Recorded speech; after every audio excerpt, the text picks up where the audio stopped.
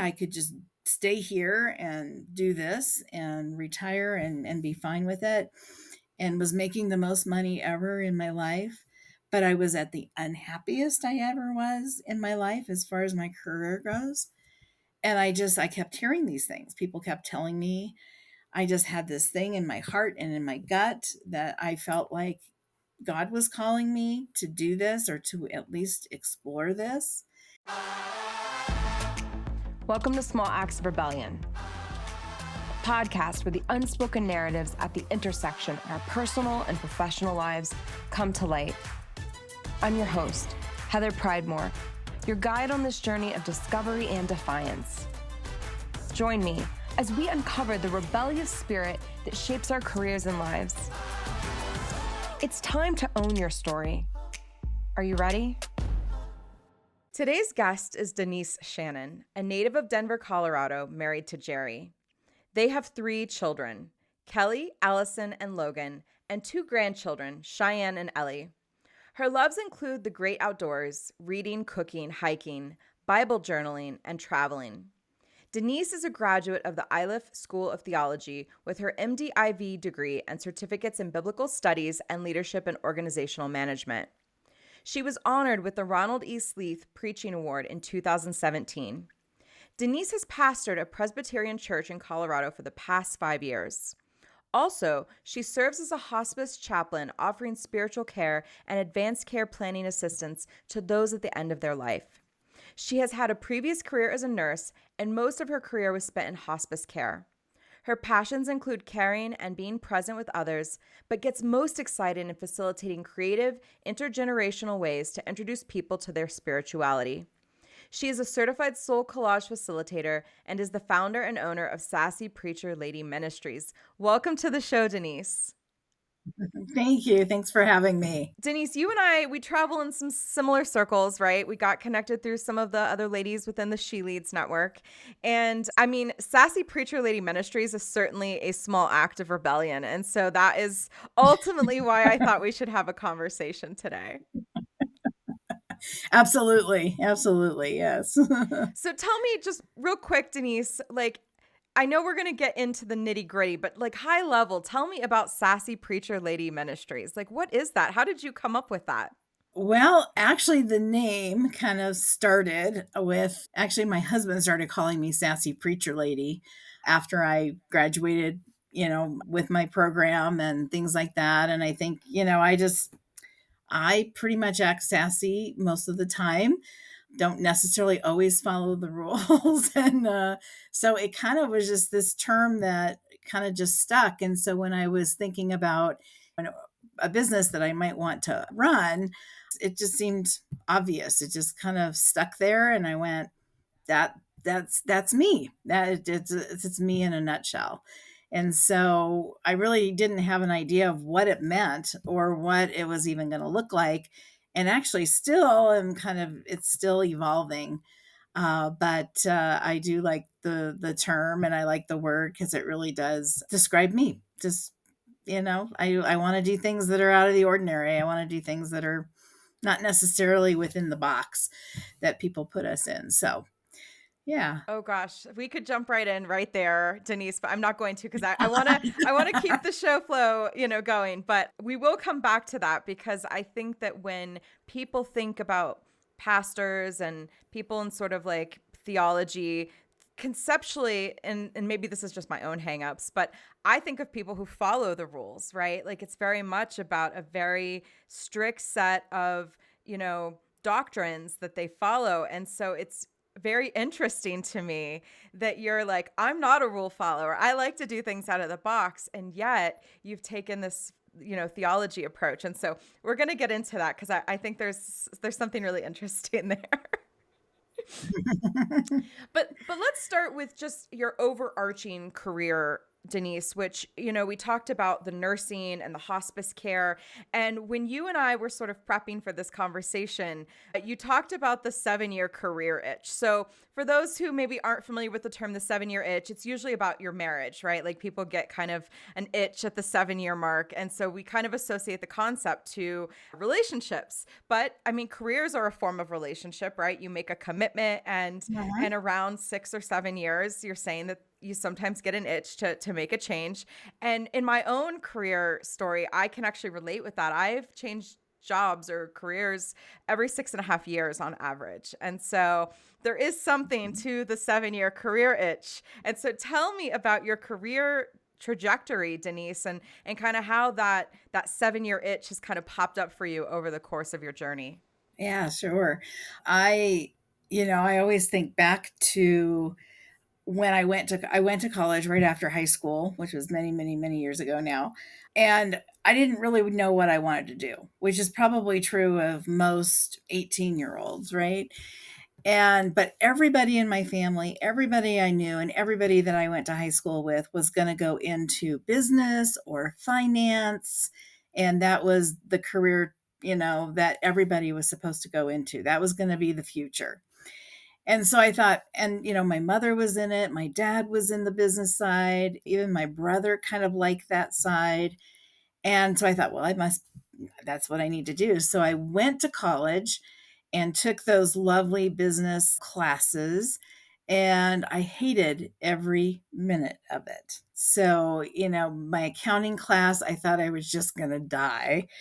And I thought, like, I cannot do this. And I am not doing this for the rest of my life. But I didn't know what I was going to do. And I was paying for college myself. So I decided that I wasn't going to pay for college if I didn't know what I wanted to do. And so I dropped out within a couple years. And I just thought, I'm going to work. I'm just going to work and I'm going to figure it out and we'll go from there. And I really didn't know what I wanted to do. But it was kind of interesting because I came across one day this book that my mother had always kept on both my brother and I. It was kind of like, it showed what you did every year. It had my report cards in it. And I guess I filled it out like what our pets were, what my favorite color was, what my favorite class was, all those kind of things. And every year it said, when I grow up, I want to be. And I had apparently filled this out every year, not really realizing. And every single year I wrote, with the exception of one, I wanted to be a nurse. And it had not dawned on me that that is where maybe I should, go. And the only other thing that I wrote down one year was I wanted to be a teacher. So those were my goals as a kid. And I thought, that's interesting. Maybe I should look into that. And so I didn't want to jump in and go to college for 4 years and then find out that I didn't like that. Like maybe that wasn't what I liked either. So I took a 6-month course and I became a medical assistant and absolutely fell in love with the healthcare field, with taking care of people, with just being present with them. And so I finished that course. I worked in the field. And as I did that, I thought, I'm just going to leap in and go and get my nursing degree. So that's how I became a nurse. And I really did love that. I really loved being a nurse, everything about it. It fit me, it was exactly who I was. And the beauty of nursing is that you get to do a lot of different things. But I found myself about 7 years, I wanted to do something different. I either would get, I guess I call it bored. I don't know. Maybe it is boredom. Doing the same thing every day. I like more variety than that. And so nursing actually afforded me that. You can go to a different, field. You can go take care of people in a different way. It doesn't have to be in a hospital setting. And so it really worked for me because I could just, I could kind of jump around in nursing. And one year I just by fluke really applied for a job in hospice care and got the job. I thought it was going to be more of an educational job, versus like an actual nursing job. But what happened is I actually ended up in management, but I loved it, still got to do some patient care. And so it was a really nice balance for me. So that's how I got to be a nurse. And then I really was a nurse for a very long time, like almost 30 years, I would say, maybe not quite. And then had this, then I had what I call a calling. And for me, it's a calling that comes from God. It can be the universe for people, but you need to go, you need to become a pastor. And I just thought that was craziness, right? And I ignored it for a long time because I thought, I am not a preacher. I am not that person. And it just kept sitting in my gut, sitting in my heart. And I eventually just gave into it and went back to school, quit my nursing job, and went back to school and became a pastor. Something I never thought in a million years that I would do. There's a couple interesting things I just want to point out, Denise, in your story. So at the beginning, when you were talking about not really knowing what you wanted to do, I think it's important for listeners to recognize that there are ways sometimes when we're trying to figure these things out to take these low risk opportunities. And you did that, right? You were like, I think I would like to seek out nursing, but I don't want to commit my whole, educational process, all my financial resources to this thing that I'm not sure about. And so you found a smaller way to kind of dip your toe in. And so I think it's really important for us all to remember that there's often lower risk ways of sometimes figuring these things out for ourselves, right? And so, we don't have to make these huge sweeping commitments. So I think that was really interesting. The other thing I notice in all of your work history, so whether it be the nursing or the hospice or even currently as a, pastor, there's this component of people.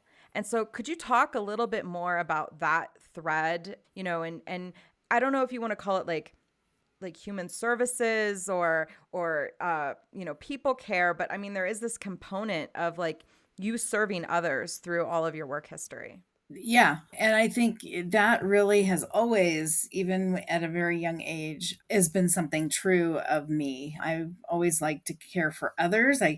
I do it much better than caring for myself a lot, a lot of the time. But it's just that what fulfills me and gives me joy is making a difference for others, making a difference in their lives somehow. And it might be, hands-on care like it was in my nursing. It may be when I was in management, it was really about taking care of not only making sure that the patients were taken care of, but making sure my staff that worked for me were taken care of, and that they were people that had lives and issues and problems, and that there was a real life and person behind them. They weren't just my worker bee that I used and abused. So taking care of them, finding little ways of honoring them and highlighting them was really important to me when I was in management. And then just it continues in this pastoring, and even into my business, is how can I make people feel important? How can I make people feel loved? That's a really big component. And just that's really just how it's always been, is just this thought of giving is much more joyful. And I think when I was in management, can't remember the author now, but there was a book that I read that really spoke to me. It was called Servant Leadership. And it was this whole idea of you can be a leader, you can be in charge, you can be a boss, whatever, but you don't have to do it at the expense of others. And so that really became kind of I guess my Bible then, if you will, and something that I really just have kept, utilizing all of my life, no matter what I've done. So yeah, it's really important. It gives me joy, and I just love doing that. Where do you think that comes from for you, Denise? Because when you were talking earlier about the influence of your family, there was a lot of business, right? A lot of focus on business.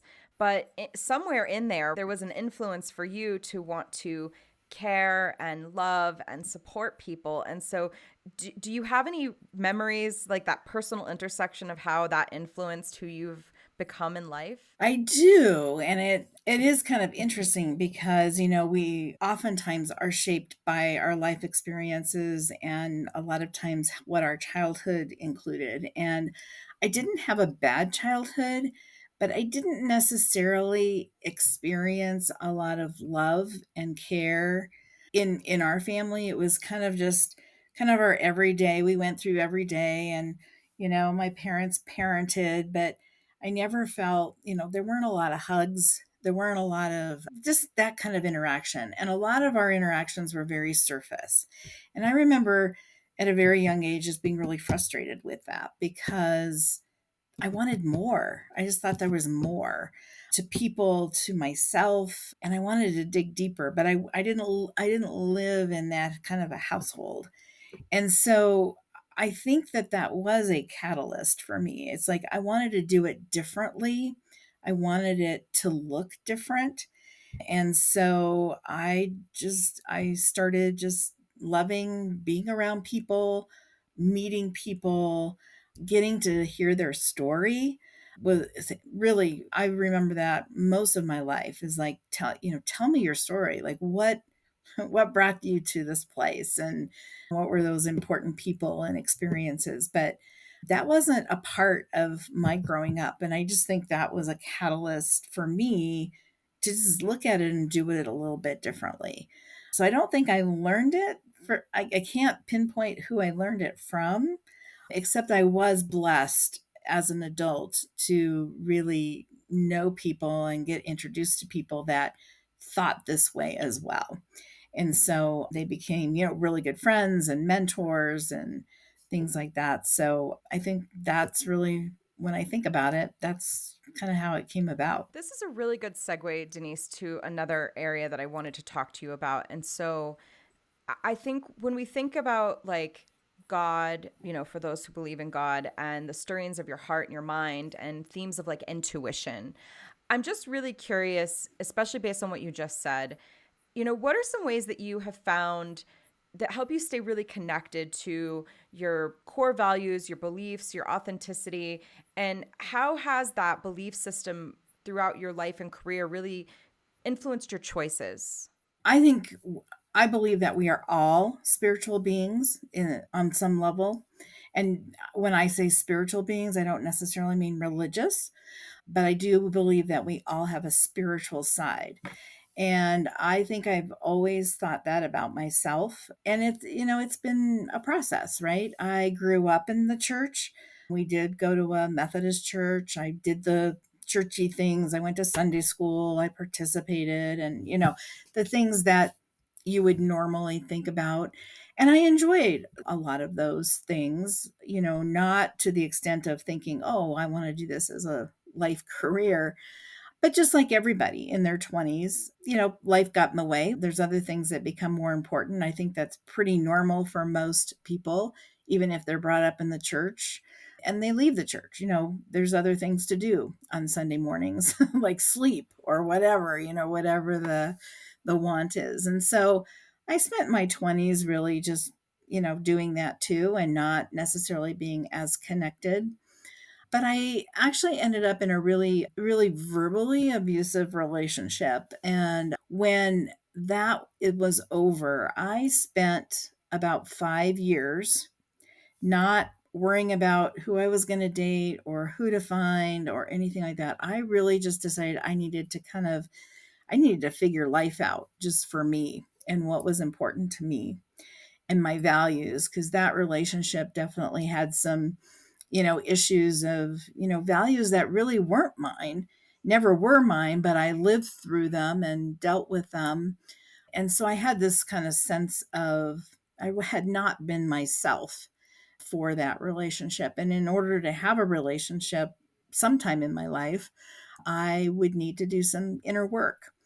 And so I did a lot of just reflection. I did a lot of journaling, did a lot of I read a lot of self-help books and a lot of spirituality books, started doing kind of spiritual practices, which is what I continue to do today, every day. And it's not always religious. It's sometimes just being silent, I learned a long time ago, I don't play the radio in my car. That is my silent time every day because I'm in the car a lot.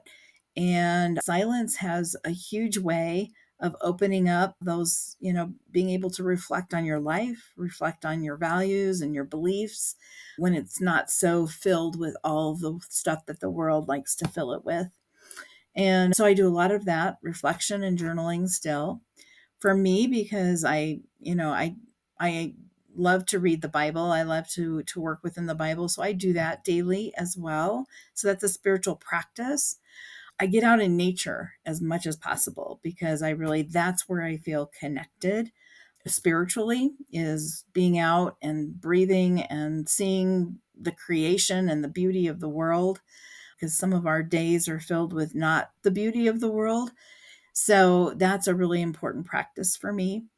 And it really just keeps me grounded. And I'm always thinking, like, why do I think the way I do? And one of the practices that I did, somebody challenged me one time about my view on a particular subject, and I responded, and then I went and thought about, okay, why do I really believe that? And I really do a lot of reflection on, why do I believe this way? And I feel like we all have that duty. We should be thinking about that. We should have, hopefully we're making those choices by good information, good intent. And for me, most of that is looked at, is it kind, and does it show love to people?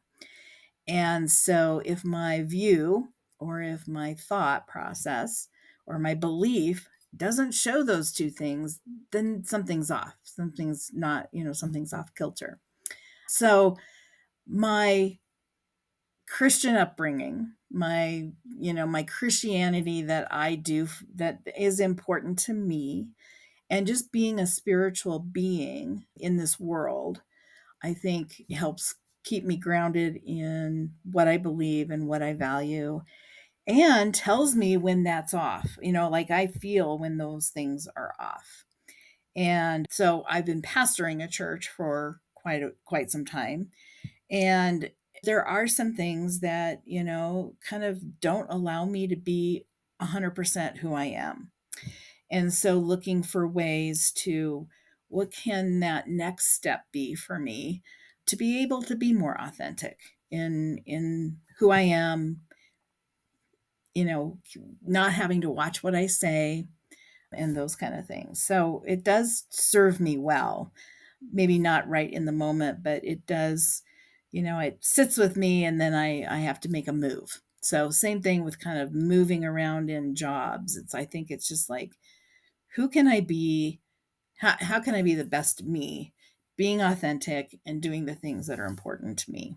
There's a couple things there, Denise, that I kind of heard you saying. And so I'm just wondering if these resonate with you. But as you were talking about your reflective practice, what I was hearing from you was a really intentional level of curiosity, self curiosity, where you're Hmm.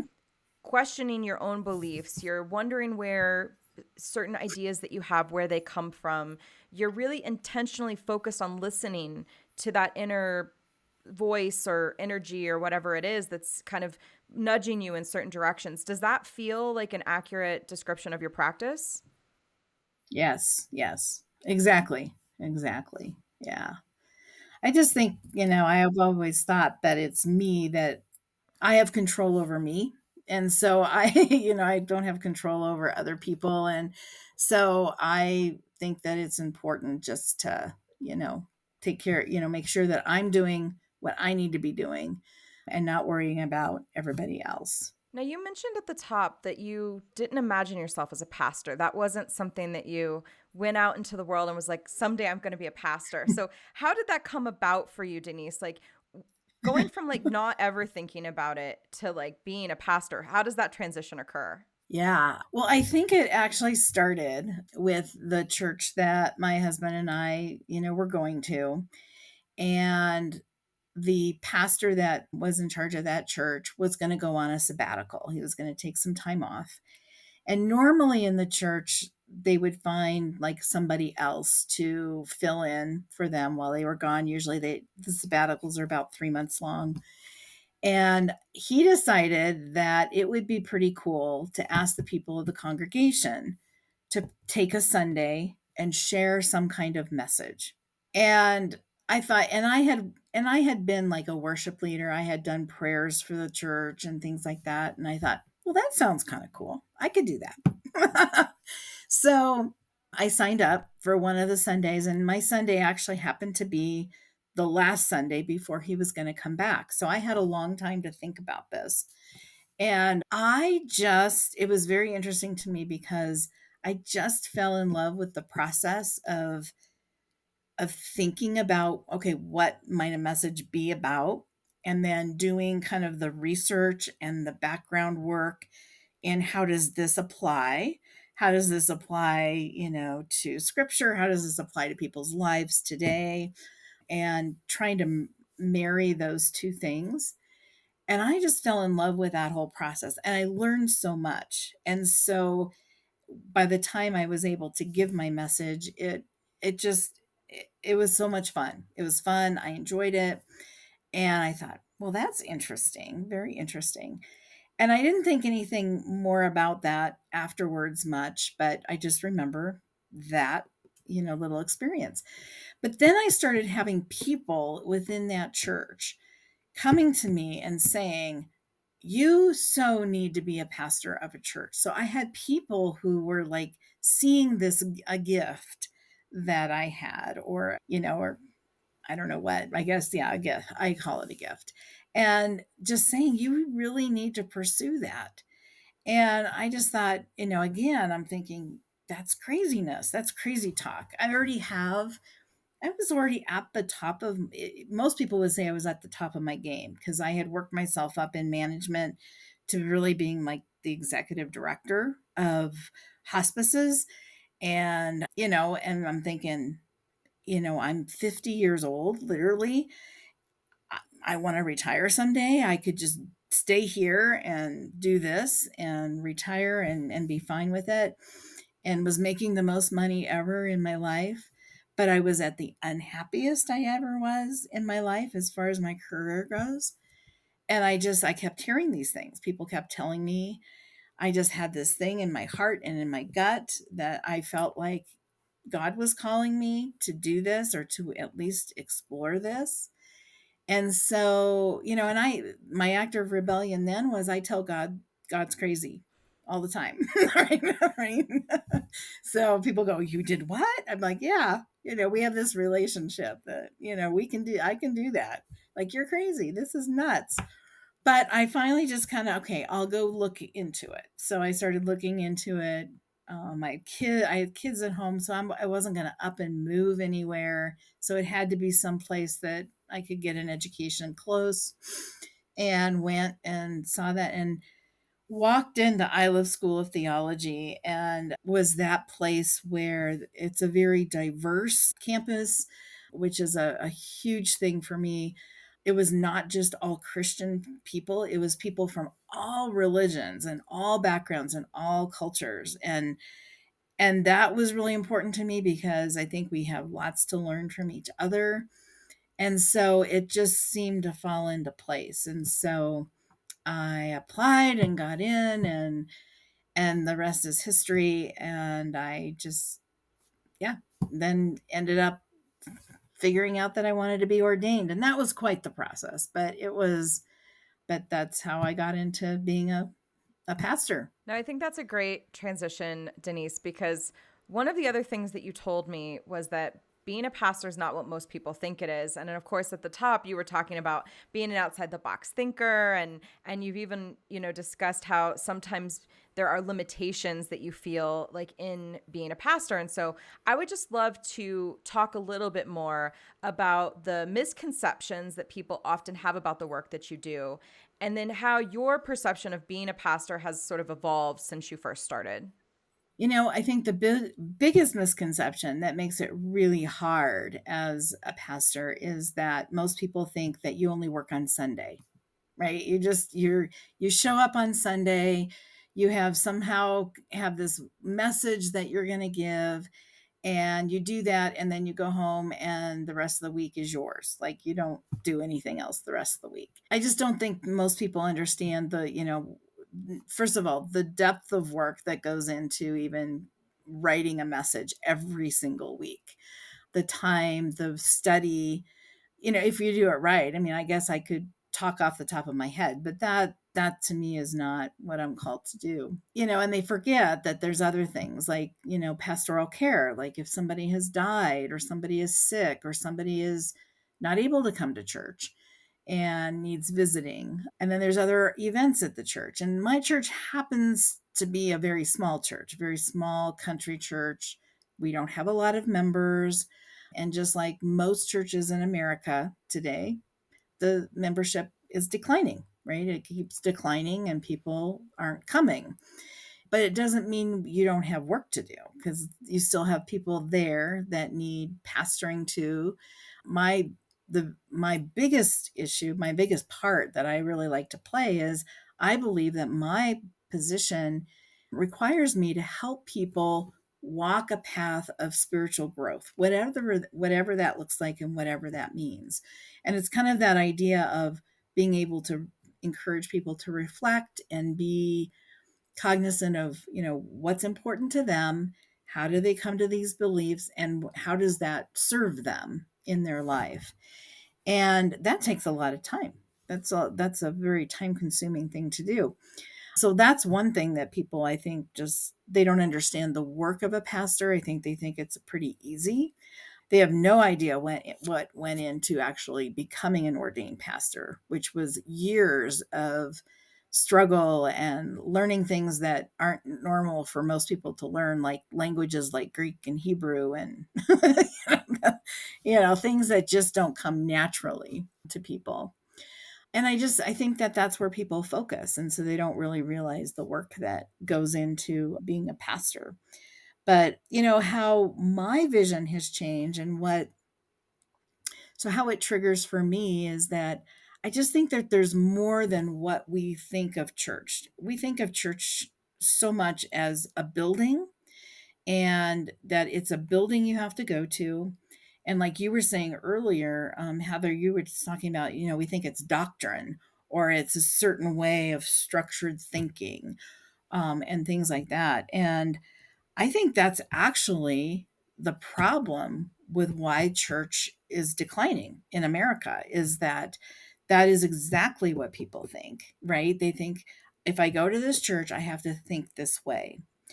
And I want to expand that, because I think that that's very limiting. And for me, I believe that God is so much bigger than that there's just so much more to life, to the creation that we see around us, and just to what our purpose on this earth is, than just a bunch of rules that you might need to follow, or I have to get up and go to church every Sunday. Now, I'm not opposed to going to church on Sunday, obviously, but I think there are lots of ways of going to church, quote unquote church, on Sunday. And I just think I like to think about those things outside the box. How can we take the church to the people instead of requiring them to come to the building or whatever? And I don't have an answer for that really, but trying to think about different ways of how can you help people along their spiritual path in various ways. Because just like education, now that we've learned that people learn in these different ways, some are visual, some are tactile. I believe that our spiritual path and our spiritual journey is the same way. Not everybody is going to get to where they need to go in the same manner. So how do we help them? What are the things that we can do to think creatively to help them along their path? Because I do, at the end of the day, believe that when you have a grip on your spiritual self, and you have some beliefs and a foundation, whatever that is, it doesn't matter what it is, then when we get to the end of your life, and this comes from my hospice experience, our death is not so tragic. Our death is not so awful or anxiety filled or any of that, that we have something to hold on to at that time, and we have something to hold on to in times that are really hard, which we all have, right? We all have experienced that.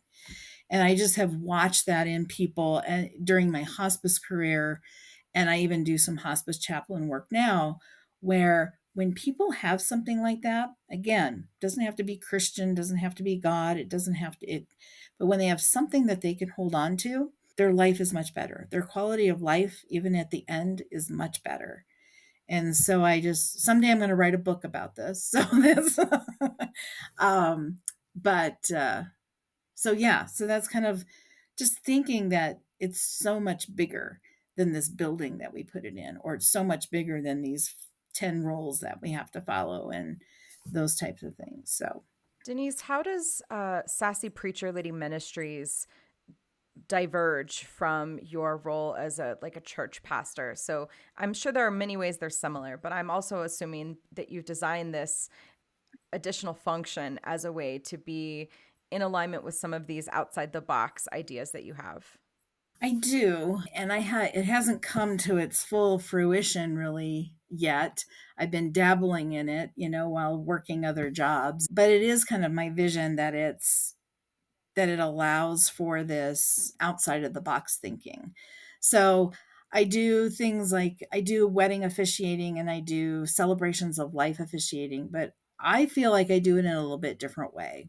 I really love taking people's stories, learning them, even if I don't know these people, learning about their stories and being able to then take that story and really weave it into an event and a special day for them that honors and celebrates all of who they are.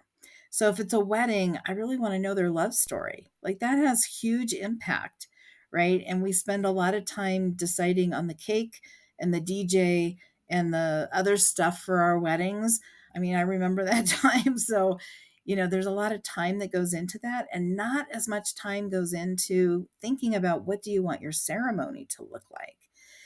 Isn't that the purpose? Isn't that the reason, right? You're getting married. It's not for the cake. I hope. I don't know. But maybe it is. I don't know.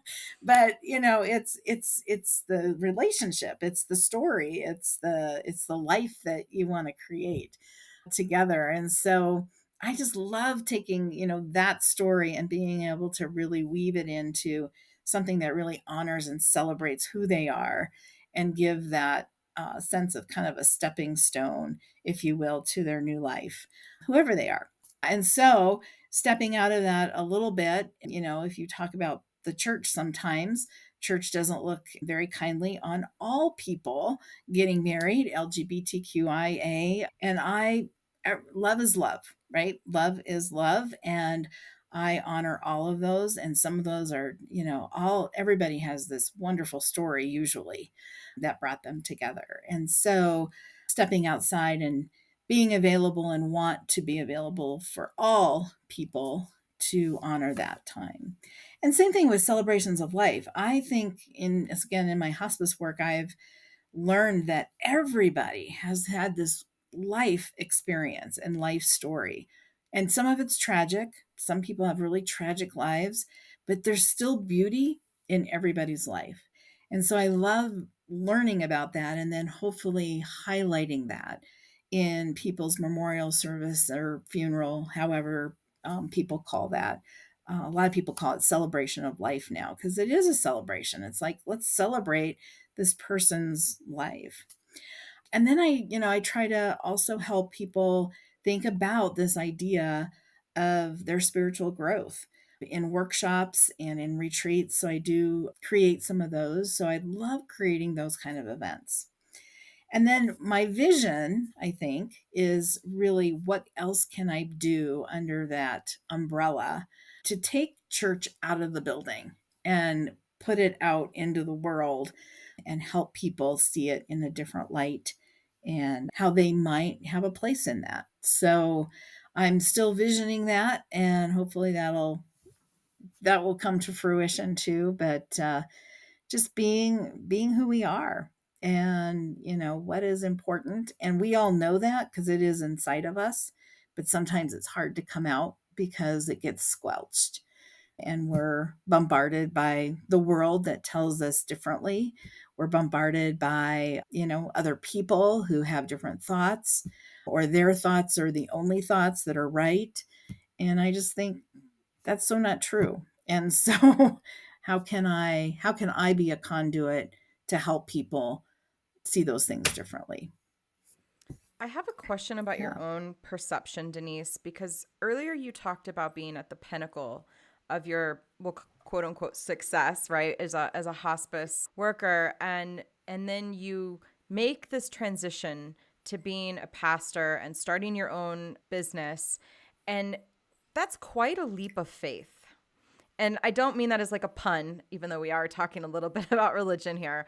I don't mean it as a pun. I Yeah. just mean that to leave what we traditionally think of as a form of security, to take this big risk and gamble on this calling. I mean, could you just tell me a little bit more about that? Because I mean, it's clear that you have a natural approach to some outside the box thinking. But I think if there, if you could share anything with us about how to think about taking those sort of leaps of faith or that trust in ourselves that might be helpful, something maybe universal, what would that be? Yeah. Mm. Yeah, it is. It's scary, right? It is scary to do that. And again, because I think we live in this culture that tells us what success is. And we live by that, we live for it. And I guess really the universal thing is that I think we have one life, right? We have one life to live. And I don't get another chance. So when I think about, if I'm thinking I want to go do something, if I want to go skydiving, I better figure that out. I better plan on that because it's not just going to happen.